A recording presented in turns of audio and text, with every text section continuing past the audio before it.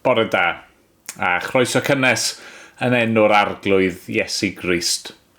Fi eisiau dechrau bore yma trwy apelio yn arbennig at unrhyw un sydd yn gwrando neu'n gwylio y bore yma, sydd efallai wedi dechrau tiwnio i fewn yr oedfaon yma neu gwylio oedfaon mewn eglwysi eraill yn ystod y flwyddyn diwetha. Falle bod gennych chi rhyw gefndir yn y teulu o fynd i gapel, ond falle bod chi ddim di bod a chysylltiad neu diddordeb o gwbl, ond mae rhywbeth di digwydd, rhywbeth di newid yn y flwyddyn diwetha yma. Chi di bod yn ymddiddori. Chi di bod eisiau gwybod mwy. A gael jyst apelio ato chi. Nawr fod pethau'n dechrau llacio rhyw gymaint, i beidio nawr a bodloni ar oedfaon ar y we yn unig. Hynny yw, ni wedi bod mor ddiolchgar am y dechnoleg yma yn ystod y flwyddyn, ond dyw e ddim i fod i gymryd lle cwrdd yn y cnawd gyda phobl Dduw. Felly, os i chi di bod yn gwylio'r oedfaon yma, ac a byddwch chi yn dymuno, byswn ni wrth yn bodde yn eich croesawu chi i un oedfaon yn y cnawd ni ar Brynhawn Sul. Yn amlwg, falle bod chi ddim yn byw yn y cyffiniau, chi ddim yng Caerdydd, chi ddim yn byw yn ddigon agos.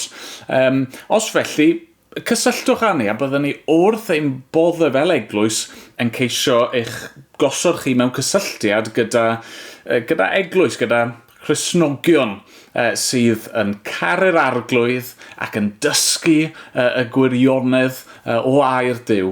Ac bydda hynny'n rhoi gymaint o bleser i ni, i glywed fod yr arglwydd wedi bod yn gweithio yn eich bywyd chi. Wel am nawr, gadewch i ni weddio, gadewch i ni gyflwyno yr oedfa hon i'n harglwydd ni. Nw'n ni weddio.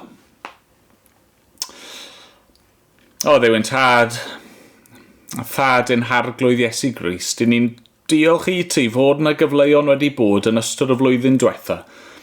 I bobl, i glywed, ac i ddysgu, ac i ddod i adnabod yr arglwydd Iesu Grist.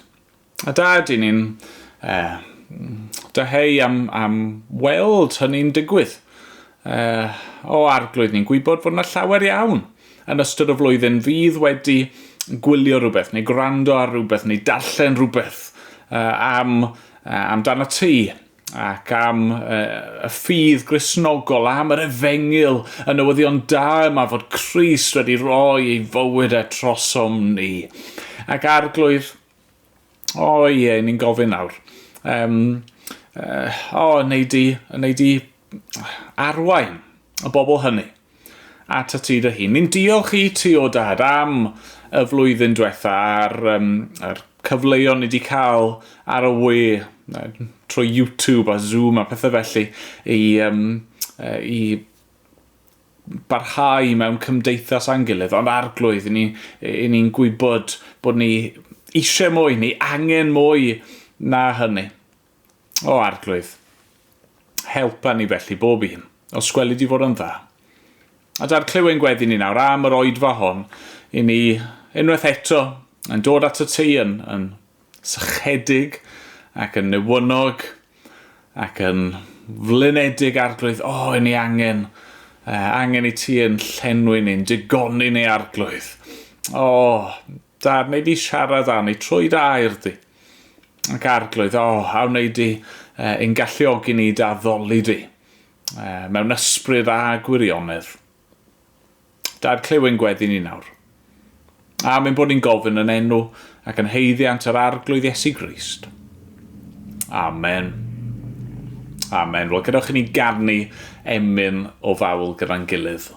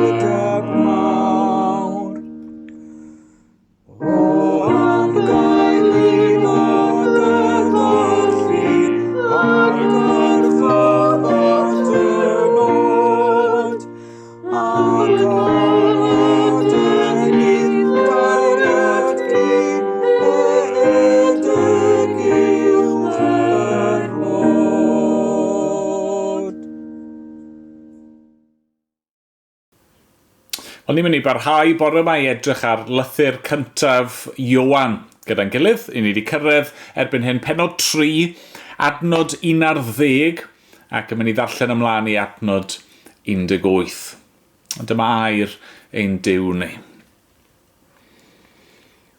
Oherwydd hon yw'r genadwri a glwsoch chwi o'r dechrau, ein bod i garu ein gilydd. Nid fel Cain, a oedd o'r un drwg ac a laddodd ei frawd. A pham y laddodd ef? Oherwydd fod ei weithredoedd ef yn ddrwg, a gweithredoedd ei frawd yn gyfiawn. Peidiwch â synnu, gyfeillion, os yw'r byd yn eich casau chwi. Rydym ni'n gwybod ein bod wedi croesi o farwolaeth i fywyd am ein bod yn caru ein cyd-aelodau. Mae'r sawl nad yw'n caru yn aros mewn marwolaeth. Llofrydd yw pob un sy'n casau ei gyd-aelod, ac yr ydych yn gwybod nad oes gan unrhyw lofrydd fywyd tragwyddol yn aros ynddo. Dyma sut yr ydym yn gwybod beth yw cariad. A mi ddo ef roi ei einioes drosom ni. Ac fe ddylem ninnau roi ein heinioes dros ein cyd-aelodau. Pwy bynnag sydd â meddianau'r byd ganddo ac yn gweld ei gyd-aelod mewn angen ac eto'n cau ei galon yn ei erbyn, sut mae cariad Duw yn aros ynddo? Fy mhlant, gadewch i ni garu. Nid ar air nac ar dafod, ond mewn gweithred a gwirionedd. Amen, amen. Diolch i Dduw unwaith eto am ei air i ni.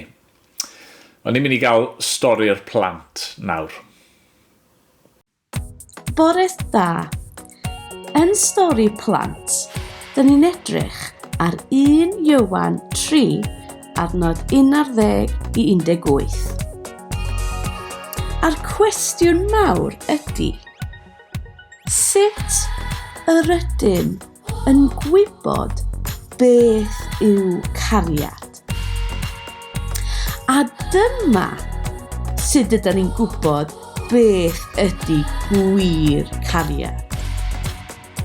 Mae Iesu yn y nefoedd efo'i dad yn dod lawr i'r ddaear a byw efo ni, ac yn cymryd cosb yn pethau drwg ni ar ei fo'i hun ar y groes, yn achub ni, yn marw drosom ni, a mynd i'r bedd, ond wedyn yn atgyfodi mwyn dangos ni fod o'n caru ni a fod wedi'n hachub ni o'r bedd. Sut ydym ni yn dangos cariad Iesu at bobl eraill? Achos fod Iesu wedi caru ni'n gymaint, dydym ni ddim yn bod yn gas.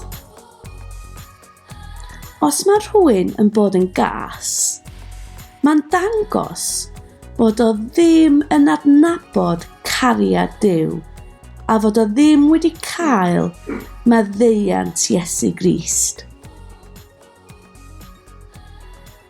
Ond, os da ni yn gwybod faint mae Iesu'n caru ni, bydden ni eisiau dangos cariad Iesu trwy'r ffordd rydym ni'n ymddwyn.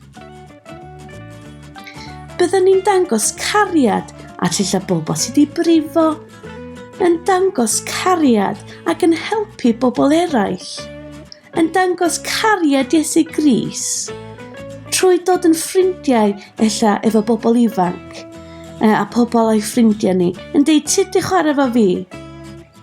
da ni'n gallu dangos faint mae Iesu ni'n caru ni wrth i ni caru bobl eraill. A mae hyn yn bwysig, fod ni'n dod i ddeall mwy a mwy faint mae Iesu wedi caru ni, yn marw drosom ni. A felly rydym ni, gan fod Iesu ni'n caru ni, da ni'n gallu caru bobl eraill fel wnaeth Iesu caru ni.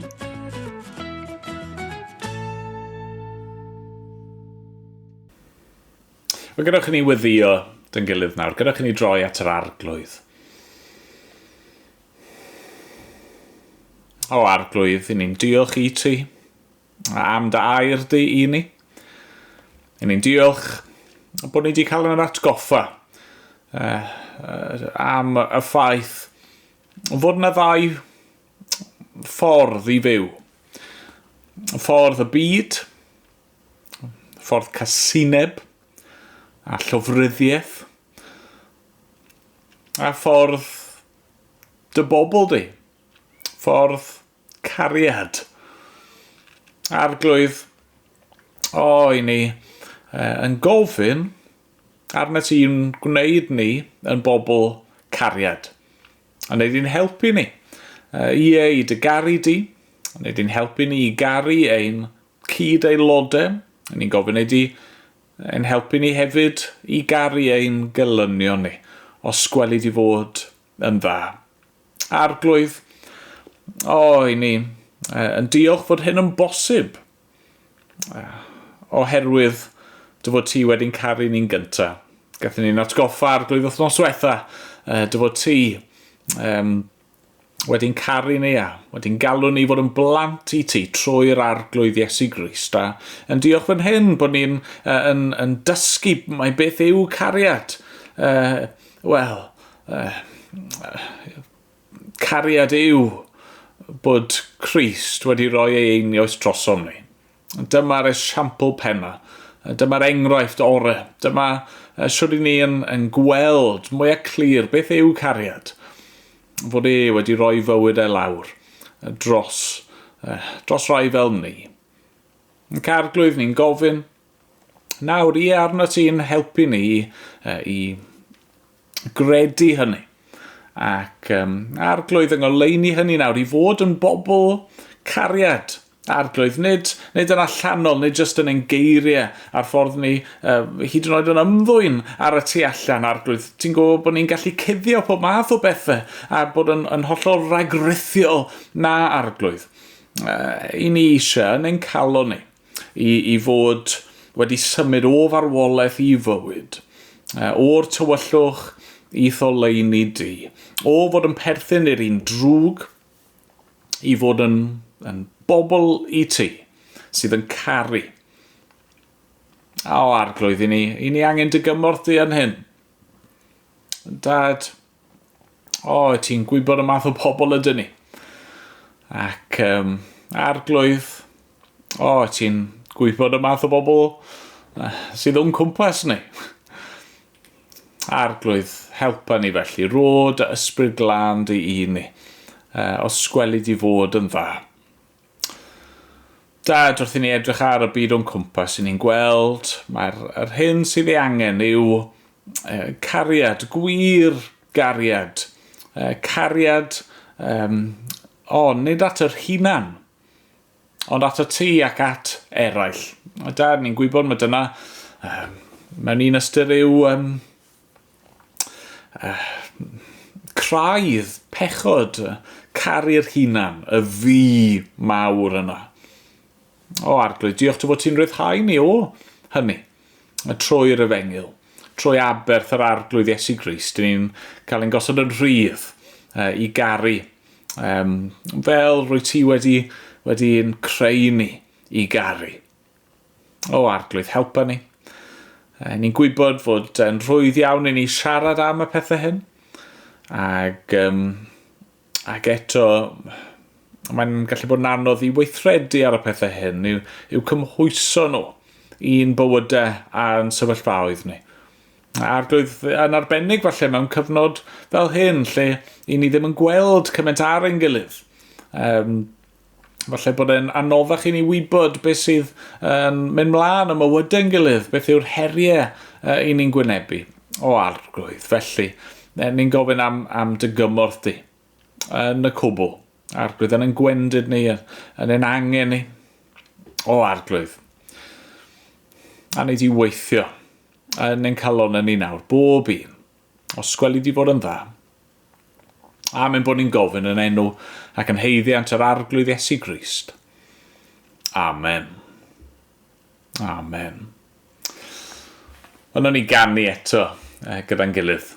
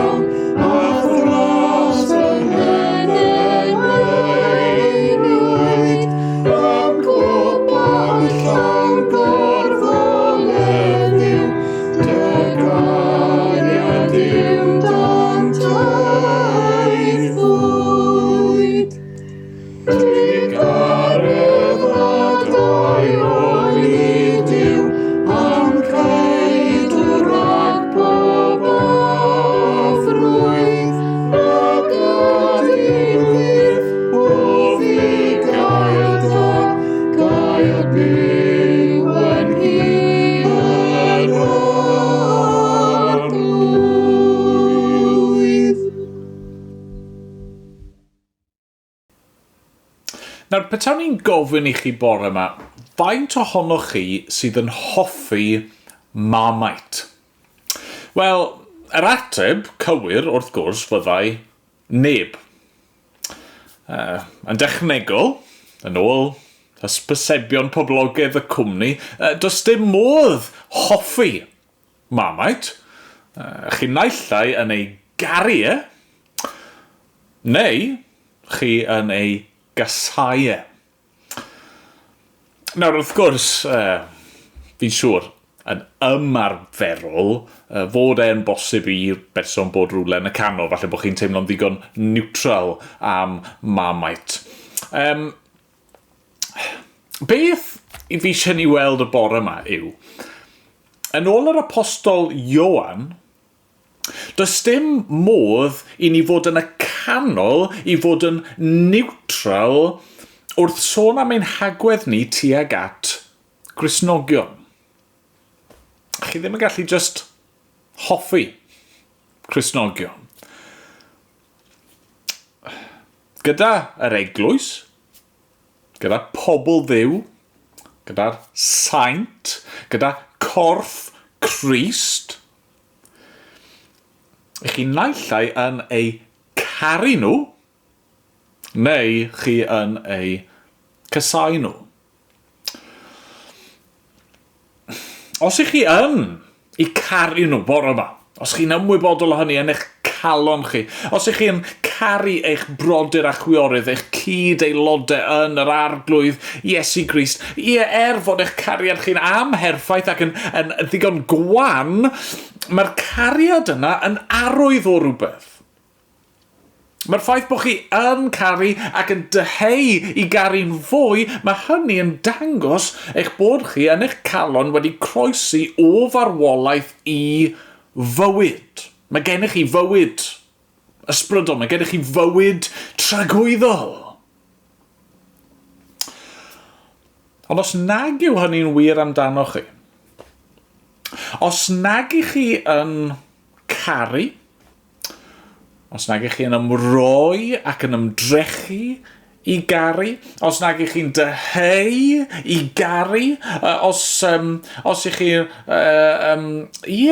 teimlo'n ddigon oeraidd tuag at bobl yr arglwydd, yna be mae Ioan yn dweud yw chi ddim yn neutral, y reality yw chi'n casau. Be mae hynny'n ei ddangos amdano chi yw eich bod chi'n aros mewn marwolaeth. Chi'n perthyn i'r un drwg. Does dim modd fod yn ddisgybl i'r arglwydd Iesu Grist heb caru ei bobl e. Does na ddim ffordd ganol. Does yna ddim ffordd neutral. Os mae eich tuedd chi yn eich calon, eich osgo chi tuag at Gristnogion yw bod chi ddim yn hoff iawn ohonyn nhw. Bod chi ddim eisiau treulio amser gyda nhw. Bod chi ddim eisiau rhoi eu bydd nhw yn uwch na'ch bydd chi. Os ych chi ddim eisiau aberthu drostyn nhw, a'u hannog nhw, a'u cario nhw. Be mae Ioan yn dweud yw, chi'n ei casau nhw. Byth bynnag sy'n wir ar tu allan, sy'n bynnag i ni'n ymddangos yn gyhoeddus, pa bynnag masg i ni'n rhoi ymlaen ar ddydd Sul. Y reality yw yn ein calon ni, ein bod ni naill yn caru neu yn casau. A be fi eisiau ni fod yn neud bore yma yw i chwilio'n calonau ni. I weld beth sydd yn wir. I weld, sydd i chi yn trin Cristnogion, yn meddwl am Gristnogion, beth yw osgo eich calon chi tuag at eich cyd aelodau chi. Nawr i ddechrau, fi eisiau ni ffocysu ar y casau, ar yr ochr negyddol, i holi efo dyna sy'n wir amdano chi y bore yma. Ac y ffordd mae Ioan yn dod at yr pwnc yma yw trwy roi esiampl negyddol. Drychwch ar adnod 11 a 12. Oherwydd hon yw'r genadwri a glywsoch wi o'r dechrau, ein bod i garu ein gilydd nid fel Cain, a oedd o'r un drwg ac a laddodd ei frawd. Nawr falle ar yr olwg gyntaf fod defnyddio Cain fel enghraifft yn taro ni'n ddigon rhyfedd. Os chi eisiau caru pobl, peidiwch lladd nhw, meddwl Ioan. Wel, Mae'n amlwg, mae bron fel petaw ni'n dweud wrthych chi, os chi eisiau cadw rhywbeth yn oer, peidiwch roi ar bwys y tân. Neu os chi eisiau cadw rhywbeth yn lan, peidiwch taflu yn y mwd. Mae bron a bod yn rhy amlwg i ddweud, nag yw e? Ond pan chi'n stopio am funud i feddwl am y peth, a pan chi'n anghofio am yr peth arwynebol amlwg yna, mae'r pwynt mae Ioan yn ceisio wneud yn un pwysig dros ben. Mae ymddygiad Cain tuag at ei frawd Abel yn dysgu nifer o bethau hynod o bwysig i ni. Y peth cyntaf mae Cain yn dangos i ni yw fod e'n bosib i chi fod yn frawd, neu'n chwaer, neu'n gyd aelod gyda rhywun mewn enw yn unig. Hynny yw, oedd Cain yn llythrenol yn frawd i Abel.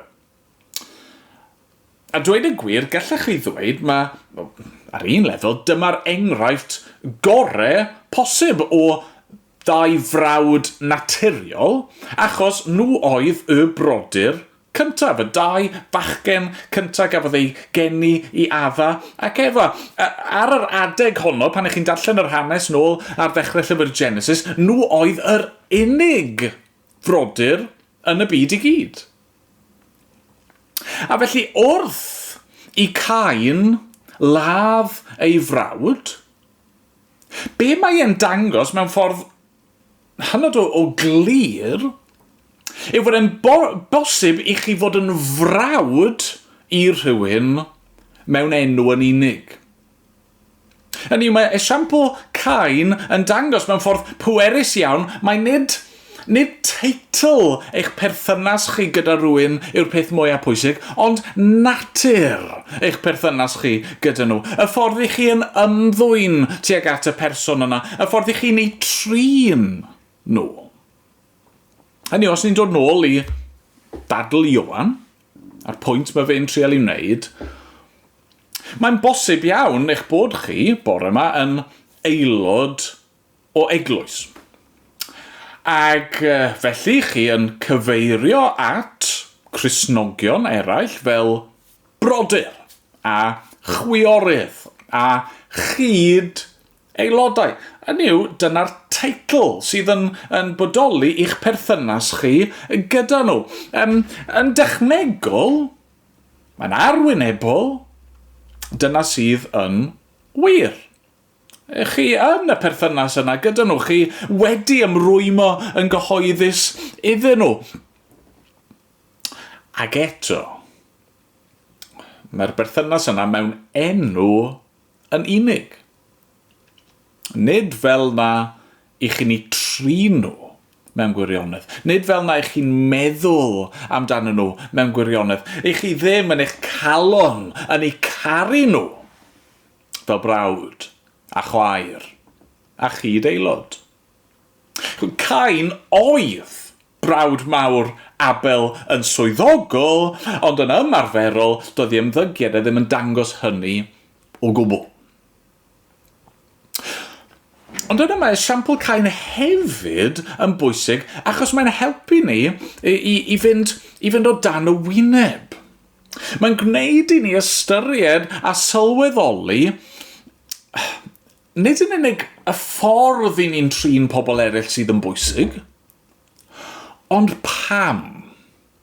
Pam ydyn ni'n trin nhw yn y ffordd yna? Beth yw'n cymhellio ni dros wneud hynny? Beth yw stad ein calon ni? Drychwch ar adnod 12 eto. Nid fel Cain, a oedd o'r un drwg ac a laddodd ei frawd. Y pham y lladdodd ef oherwydd fod ei weithredoedd ef yn ddrwg a gweithredoedd ei frawd yn gyfiawn. Chi'n gweld, mae llofruddiaeth Cain yn ddifrifol.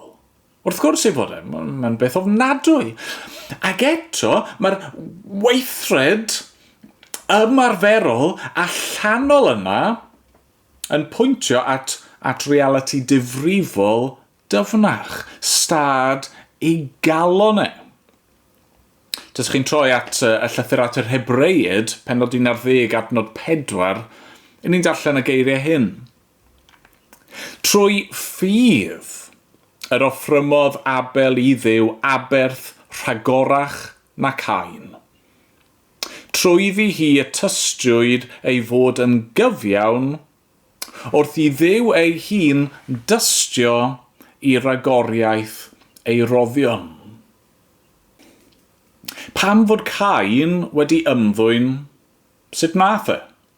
Pam fod unrhyw un ohono ni yn ymddwyn yn y ffordd rydyn ni yn ymddwyn ac yn gwneud y pethau ni'n gwneud? Wel, mae'r cwbl yn deillio o'r galon yn dydy.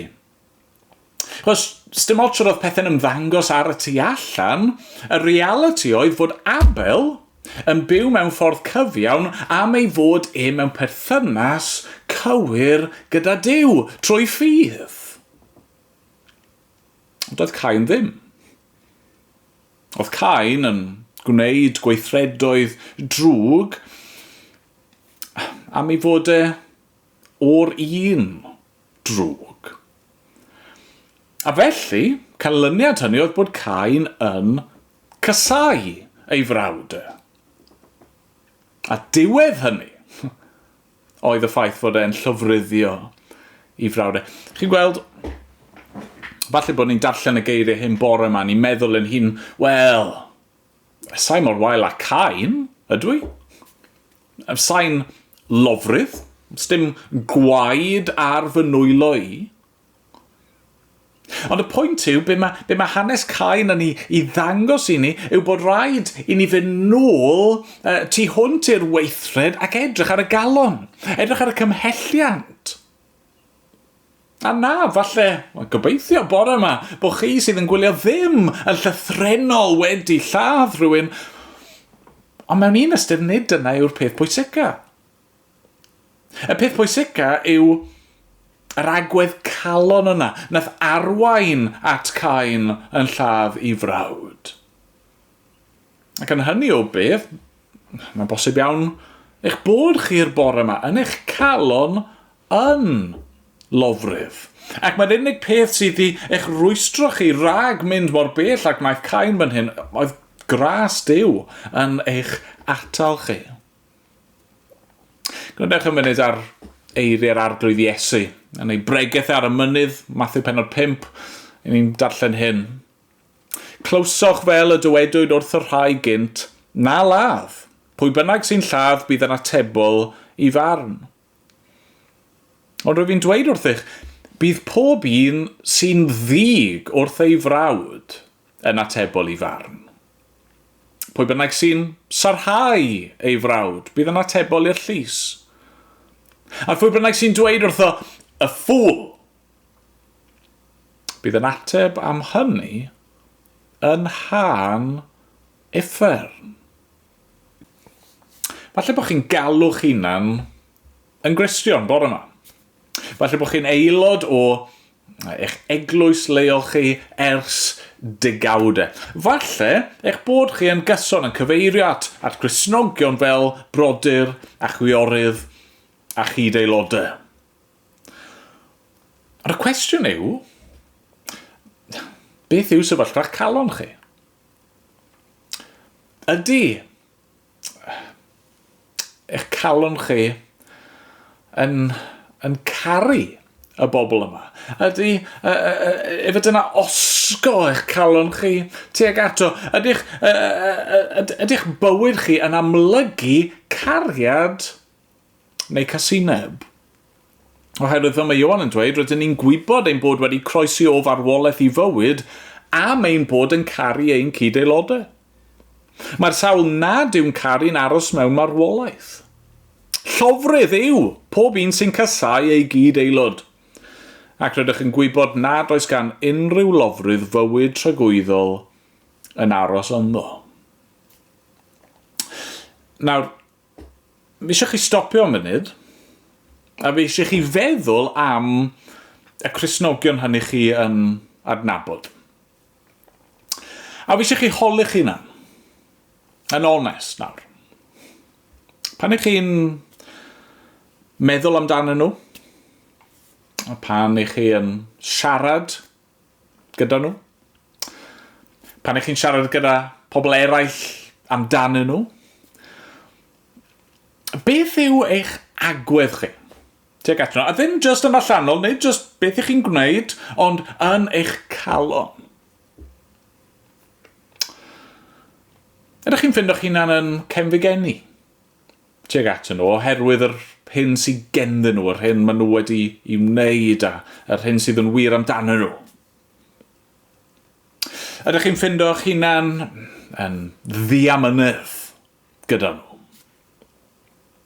Ydych chi yn ddilornus ohonyn nhw? ac yn ei bychanu nhw ac yn ceisio tynnu nhw i lawr. Ydych chi'n ffindio chi'n yn gosipan, yn hel clecs, hyd yn oed falle yn dweud celwyddau neu pethau chi ddim yn gwybod sydd yn wir amdanyn nhw. Ydych chi'n ffeindio chi'n yn gwylltio ac yn colli tymer. Hyd yn oed os nag chi'n dangos yn un allanol, chi'n corddi tu fewn.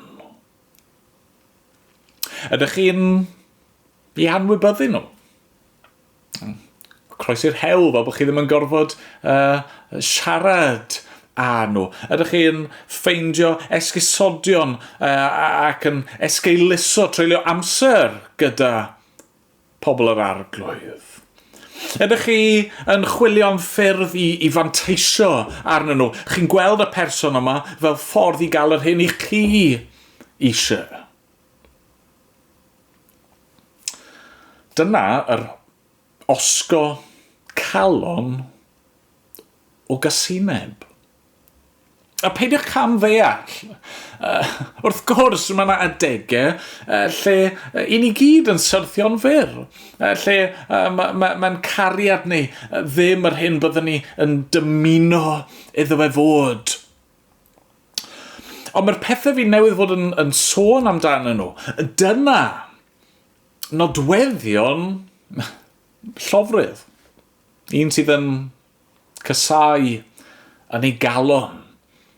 Yr un sydd yn diastyru ac yn galw ei frawd yn ffŵl. Efe dyna sy'n wir amdano chi? Byddwch yn onest. Y peth mwyaf ffôl gallech chi wneud yw trio cuddio hynny, neu anwybyddu hynny, neu osgoi gwynebu hynny. Efe dyna sydd yn wir am eich calon chi? Oherwydd os mae dyna sydd yn wir, be mae hynny yn arwyddo yw bod chi ar hyn o bryd yn aros mewn marwolaeth. Eich bod chi ar hyn o bryd yn perthyn i'r un drwg, a does dim bywyd yno chi.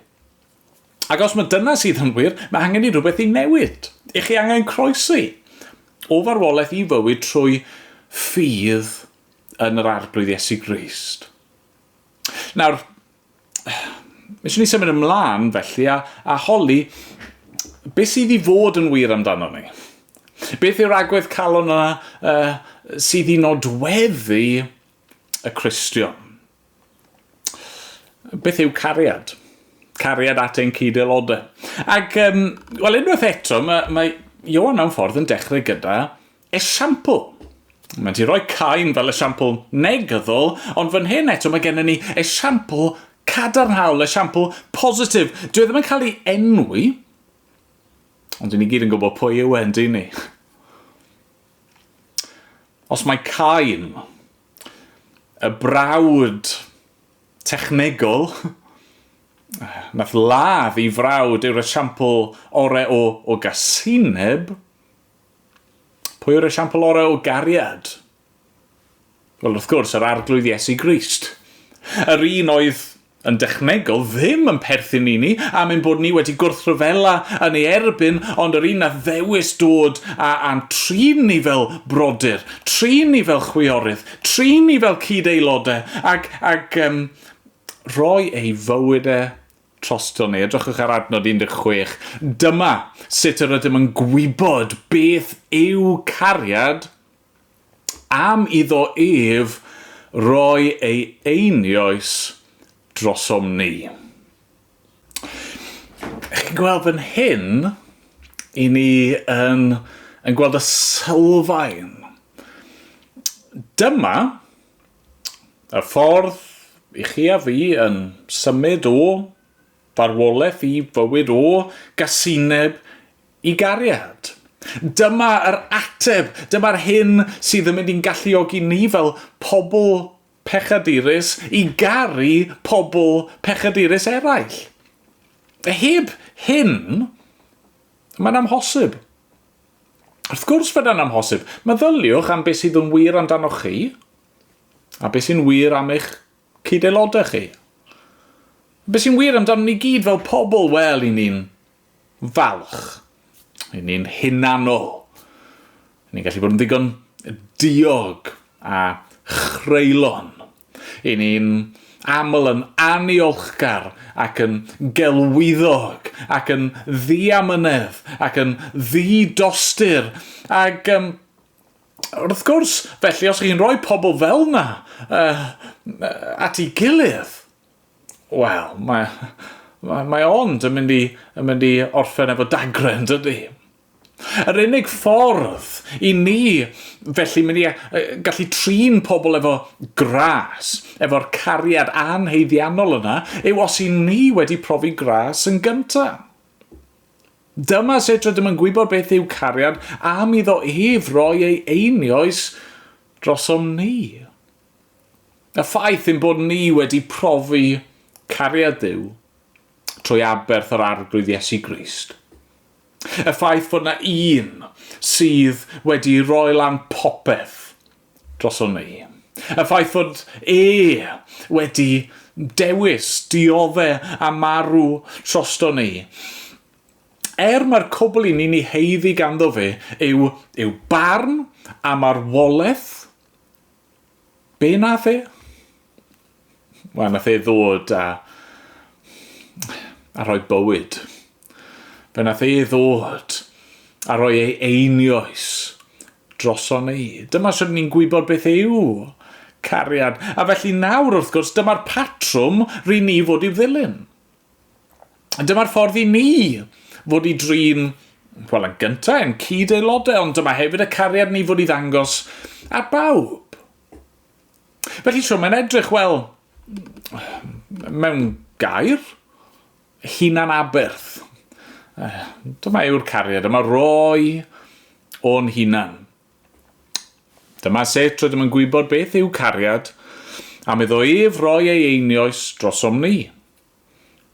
Ac fe ddylem ninnau roi ein einioes dros ein cyd-aelodau. Nawr, wrth gwrs, yn y lle cyntaf, fe ddylswn ni gymryd y geiriau hynny yn llythrenol. Bellach, mae ein cyd-aelodau, Cristnogion eraill, pobl rydyn ni trwy ffydd yng Nghrist wedi ein uno â nhw, maen nhw mor werthfawr yn ein golwg ni, pe bai angen, byswn ni'n fodlon marw drosto nhw. Yr casgliad yma o bobl i ni wedi dod yn deulu iddyn nhw. Y bobl yma sydd gallu bod mor wahanol i ni, efo diddordebau mor amrywiol, y bobl yma sydd ar y degau yn gallu'n brifo ni, yn gallu mynd ar y nerfau ni. I ni yw caru nhw. I ni yw caru nhw cymaint a'i trysori nhw cymaint pe bai yna dewis gyda ni, byswn ni yn fodlon marw mwyn eu hachub nhw rhag perygl. Ond sdim rhaid i ni dim ond darllen y geiriau hynny mewn ffordd llythrenol, achos ni wedi gweld yn barod i ni'n gallu bod yn lofruddion heb yn llythrenol lladd rhywun. A fan hyn hefyd, i ni'n gallu rhoi ein einioes dros rhywun heb yn llythrenol gael ein merthyru. Ni'n gallu rhoi ein bywydau i bobl.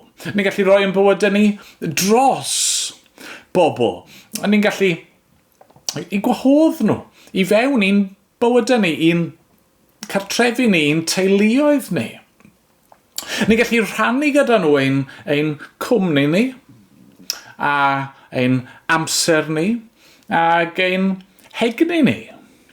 I ni'n gallu wrth ymwneud â nhw, roi lan ein hawliau ni, roi lan ein cyfforddusrwydd ni, roi lan yr hyn falle byddwn ni'n dymuno, neu'r hyn i fi meddwl sydd ore, am ein bod ni eisiau anrydeddu nhw, am ein bod ni eisiau gwasanaethu nhw. Ac wrth gwrs mae hynny'n gallu dangos i hi mewn ffordd gwbl ymarferol. Mae Ioan yn rhoi esiampl neu cymhwysiad gwbl ymarferol i ni, yn dydi? Adnod 17. Pwy bynnag sydd â meddiannu'r byd ganddo, ac yn gweld ei gyd aelod mewn angen, ac eto'n cau ei galon yn ei erbyn, sut y mae cariad Duw yn aros ynddo? Mae Ioan yn dychmygu'r sefyllfa ddigon byw yma o un Cristion sydd â digon neu mwy na digon ac un o'i gyd aelodau sydd mewn angen. Be sydd fod i ddigwydd yn y sefyllfa yna? Wel, rhannu, rhoi, hunan aberth, yn dyfa. Efe dyna sy'n nodweddu ni? Eisiau chi chwilio'ch calon chi nawr a gofyn, yn fi'n dweud bod fi'n Gristion, ac fi yn caru a fi eisiau caru, wel, dylsyn ni fod yn dyheu am hyn, felly. A mwy o hyn, ydyn ni'n rhoi o'n bywydau ni dros ein cyd-aelodau? Ydyn ni'n rhoi o'n eiddo ni un cyd-aelodau? Pan ddeithoch chi'n Gristion, ar un lefel wnaethoch chi roi lan eich hawliau chi arnoch chi eich hunan, ar eich bywyd a'ch amser, a'ch cartre, a'ch eiddo, a dweud na, mae'r cwbl nawr arglwydd i ti, at y wasanaeth di, ac at wasanaeth dy bobl di. Os i ni yn trial casglu a chadw'r cwbl i ni yn hunan, wel mae hynny yn awgrymu rhywbeth hynod o bryderus am sefyllfa'n calon ni. Os i ni yn cau ein calonau yn erbyn ein cyd-aelodau, ond mae gen ni fwy yn debyg i Cain nag i'r arglwydd Iesu. A chi'n gweld, peidiwch nawr a meddwl, wel, mae eisiau ni'n just neud rhyw restr o bethau ac ticio'r restr yna. Dim ond bod fi'n gwneud hyn a'r llall ar arall, fydd popeth yn iawn. Na, ddim fel yna ni fod i feddwl efe. Drychwch ar adnod 18. Fy mhlant, gadewch i ni garu nid ar air nac ar dafod, ond mewn gweithred a gwirionedd. Be sy'n cael ei gyfleu gan Ioan fan hyn yw fod y pethau yma, y ffordd yma o fyw, y cariad yma, dyw e ddim i fod yn rhywbeth i ni'n teimlo bod ni'n gorfod gwneud. Dyw ddim chwaith yn rhywbeth i ni'n gwneud mwyn cael ein gweld gan eraill yn y lle cyntaf. Na, mae'r ffordd yma o fyw i fod yn ddidwyll. Mae e fod am y rhesymau, y cymhelliant cywir. I ni ddim jyst fod i ddweud, fi'n caru ti, ni fod i ddangos bod ni'n caru. A ni ddim jyst fod i ddangos bod ni'n caru, ond ni fod i garu mewn gwirionedd. Roi o'r hyn sydd gyda ni, nid jyst achos bod ni'n gallu a ni'n teimlo dylsyn ni, ond am ein bod ni eisiau. A mae hyn i gyd mor bwysig yn dydi. Hynny mae Ioan yn pwysleisio hynny trwy ddweud hon yw'r genadwri a glywsoch chwi o'r dechrau. Mae'n rhan mor sylfaenol o'r neges Cristnogol. Pam? Wel, oherwydd mae hwn yn dangos pwy ydyn ni. Mae'n dangos yr hyn sydd wedi digwydd yno ni. Mae'n dangos ein bod ni'n bobl i'r arglwydd Iesu Grist. Chi'n cofio'r geiriau hynny yn Ioan 13, adnod 35. Yr arglwydd Iesu yn dweud, os bydd gennych gariad tuag at eich gilydd, wrth hynny bydd pawb yn gwybod mae disgyblion i mi ydych. Ar ôl yr oedfa yma, bore yma falle byddwch chi'n cael paned bach o de, darn o dost. Petawn ni'n rhoi plat o dost a marmite o'ch blaenau chi bore yma. Bydde fe'n amlwg yn bydde.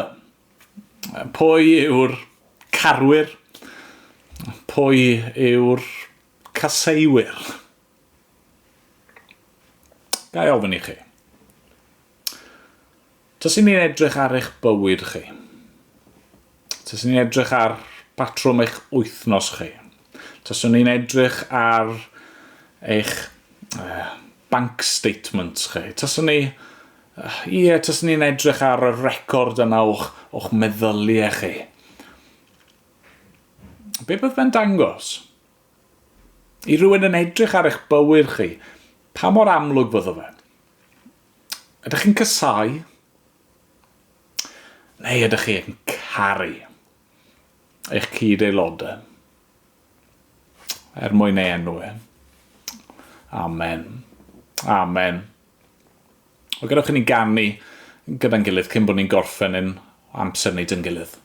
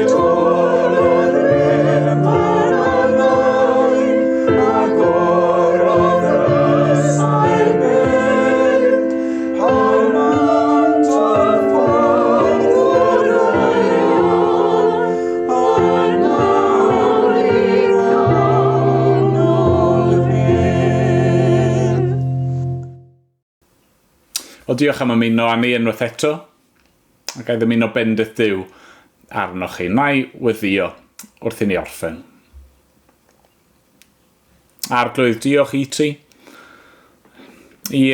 Am yr esiampl pennaf yna o gariad. Cariad yr arglwydd Iesu yn rhoi ei einioes drosom ni.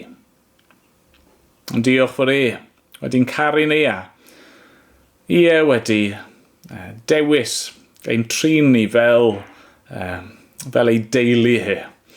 Ac arglwydd, ni'n gofyn nawr byddwn ni yn dangos yn hollol amlwg pwy ydyn ni. Pwy yw ein teulu ni. Trwy'r ffordd i ni'n caru. Arglwydd, mae mor rwydd i ni siarad am y pethau yma, dweud y pethau yma. Arglwydd, helpa ni fyw allan yr hyn ydyn ni yn yr arglwydd Iesu Grist. Dad, helpa ni i chwilio'n calonau, helpa ni fod yn onest yn hunan, lle mae angen hynny, helpa ni i edfarhau ac i droi mewn ffydd at yr arglwydd Iesu Grist. Dad, derbyn yn mawl a'n diolch ni gyd yn awr. Amen bod ni'n dod yn enw yr arglwydd Iesu. Amen. Amen.